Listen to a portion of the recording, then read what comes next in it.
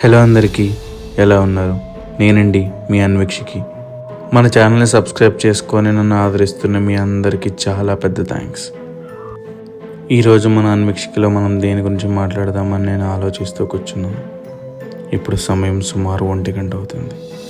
ఎక్కడో దూరంగా కుక్కల అరుపులు, చాలా దగ్గరలో చిన్న చిన్న పురుగులు చేసే వింత శబ్దాలు. ఇవన్నీ చూస్తున్న వేళ సడన్గా కరెంట్ పోయింది. ఎక్కడో తెలియని గుబులు మొదలవుతుంది కదా. దానికే మనం పెట్టుకున్న పేరు భయం. ఈ భయానికి ప్రధాన కారణం ఏంటో తెలుసా? మన అందరికీ తెలియని ఒక నెగిటివ్ ఎనర్జీ ఏదో మన చుట్టూనే ఉంది అనే ఫీలింగ్. దానికి మనందరం పెట్టుకున్న పేరే దయ్యం.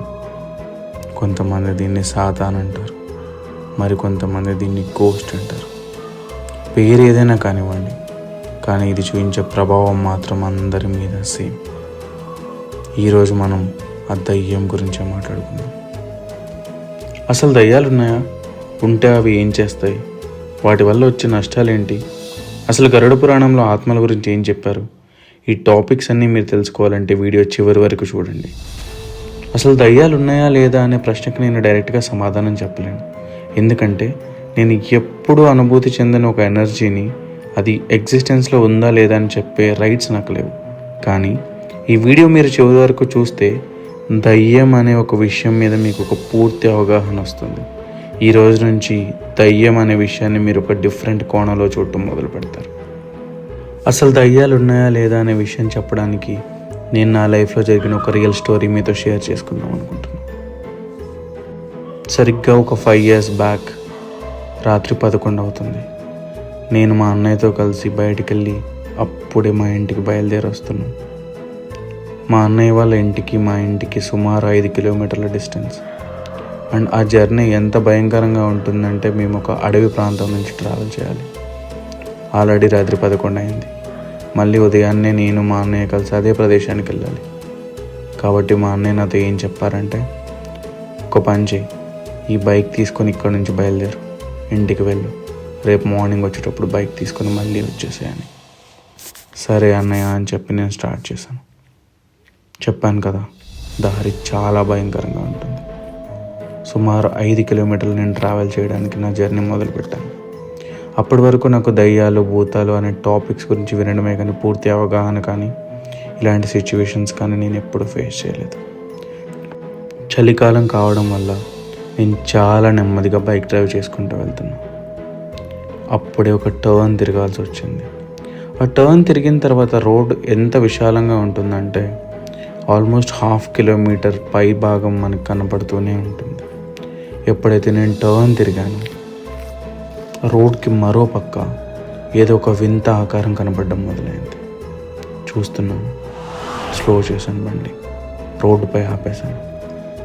చాలా వింతగా ఉంది ఆకారం. ఒక వైట్ కలర్ లైన్గా కనపడుతుంది. తెల్లగా ఒక లైన్ మూవ్ అవుతున్నట్టు కనపడుతుంది. చాలా అంటే చాలా భయం వేసింది.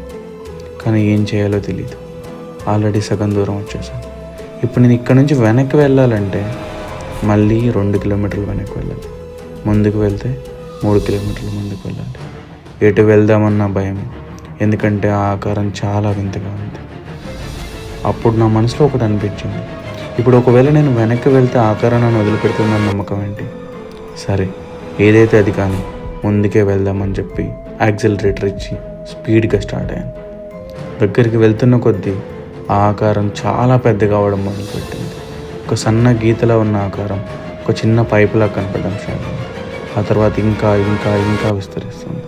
దగ్గరికి వెళ్తున్న కొద్దీ ఆ వైట్ కలర్ లైన్ కాస్త పెద్దగా అయిపోయింది. ఒక రెడ్ కలర్ ఆకారం ఆ వైట్ కలర్ లైన్ మీద కనపడడం మొదలైంది. ఇంకా దగ్గరికి వెళ్తున్నాను, ఒక మనిషి రూపంలో కనపడడం మొదలైంది. ఇంకా దగ్గరికి వెళ్ళాను, ఆ మనిషి రూపం జుట్టు విరబోసుకొని ఒక అమ్మాయి ఆకారంలో ముందుకు అలా నడుచుకుంటూ వెళ్తుంది. నిజంగా చెప్తున్నాను, ఎప్పుడూ లేని గుబులు నా గుండెల్లో మొదలైంది. నా హార్ట్ బీట్ చాలా గట్టిగా కొట్టుకోవడం మొదలైంది. చాలా దగ్గరికి వెళ్ళాను. దగ్గరికి వెళ్ళిన తర్వాత బండి కొంచెం స్లో చేసి ఆ ఆకారంకి వెళ్ళి చూశాను. ఒక్కసారిగా ఆ వ్యక్తి నాకెళ్ళి ఇలా చూసి వింతగా నవ్వింది. అంతే, ఒక్కసారిగా బైక్ బ్రేక్ వేసి అక్కడ ఆగిపోయాను. ఆ తర్వాత ఏం జరిగింది, అసలు దయ్యాలు ఉన్నాయా లేదా, ఉంటే వాటి వల్ల ప్రమాదాలు ఏంటి, గరుడ పురాణంలో ఆత్మల గురించి ఏం చెప్పారు, ఇవన్నీ మనం నెక్స్ట్ వీడియోలో తెలుసుకుందాం. మీరు నెక్స్ట్ వీడియో చూడాలనుకుంటే కామెంట్స్లో పార్ట్ 2 అని చెప్పి కామెంట్ చేయండి. Thank you so much for all your support.